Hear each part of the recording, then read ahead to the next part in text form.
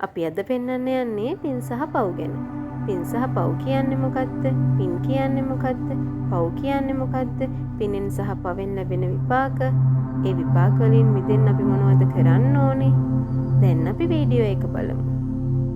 මෙලොව සිටින සත්වයෝ සියලු දෙනාම තමන්ගේ කර්මය අනුව ජීවිතය ගෙවති.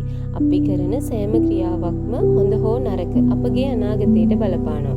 මේ සදාචාර ධර්මය මගින් පින් සහ පව් ලෙස කොටස් දෙකක් වෙන් කරලා හඳුන්වනු ලැබේ.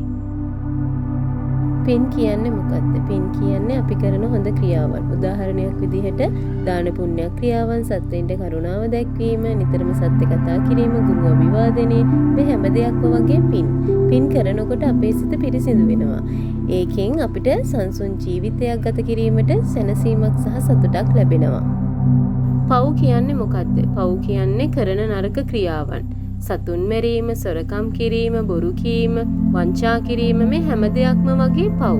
පව් කරනකොට අපේ සිත අඳුරු වෙනවා. ඒ වගේම අපේ ජීවිත දුක්ඛ, අසනීප, නීරස වගේ වැනි දේවල් වලින් පිරී යනවා. පිනෙන් සහ පවෙන් ලැබෙන විපාක. අපි අද කරන පින් හෙට මෙන්ම අනාගතයේදීද හොඳ ප්‍රතිඵලයක් උදා කර දෙනවා. ඒ වගේම අපි අද කරන පව් වලින්ද අනාගතයේදී අපිට දුක් කරදර මෙන්ම ගිලන් අවස්ථාද අරගෙන එනවා.